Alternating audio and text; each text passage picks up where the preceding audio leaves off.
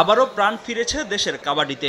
রাজনৈতিক পট পরিবর্তনের পর দীর্ঘদিন এই ডিসিপ্লিনে ছিল না কোনো খেলা। বিজয় দিবস টুর্নামেন্ট দিয়ে জেগে উঠেছে ঝিমিয়ে পড়া কাবাডি ফেডারেশন। শহীদ ক্যাপ্টেন এম মনসুর আলী জাতীয় হ্যান্ডবল স্টেডিয়ামে পুরুষদের ফাইনালে হয়েছে টানটান উত্তেজনা, যেখানে মাত্র 2 পয়েন্টের জন্য শিরোপা হাতছাড়া করে বিমান বাহিনী। তাদেরকে 38-36 পয়েন্ট ব্যবধানে হারিয়ে গ্রুপ পর্বে হারের প্রতিশোধ নিয়ে চ্যাম্পিয়ন হয়েছে বাংলাদেশ নৌবাহিনী।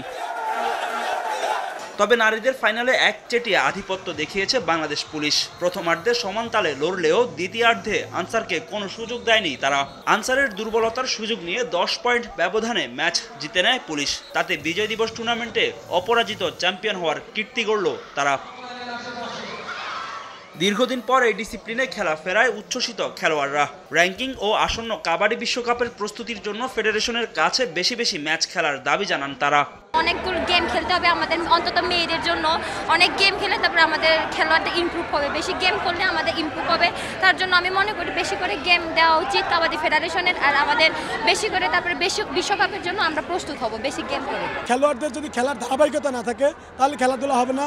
তো নতুন কমিটির কাছে আমার আবেদন থাকবে, জাতীয় পর্যায়ে এবং আন্তর্জাতিক পর্যায়ে খেলার ধারাবাহিকতা যদি থাকে। বাংলাদেশে অনেক উদীয়মান খেলোয়াড় আছে, তো আমার মনে হয় ভবিষ্যৎ বাংলাদেশ কাবাডি অনেক দূরে এগিয়ে যাবে। এই টুর্নামেন্ট থেকে খেলোয়াড় বাছাই করেছে ফেডারেশন। দ্রুতই তাদের নিয়ে শুরু হবে ক্যাম্প।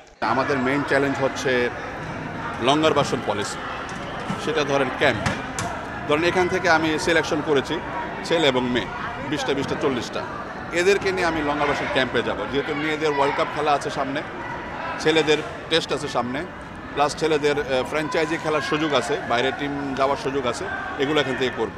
ফাইনালে বিজয়ীদের মাঝে পুরস্কার বিতরণ করেন বাংলাদেশ কাবাডি ফেডারেশনের সভাপতি ও বাংলাদেশ পুলিশের আইজি বাহারুল আলম। ফাহিম ইসলাম, সময় সংবাদ, ঢাকা।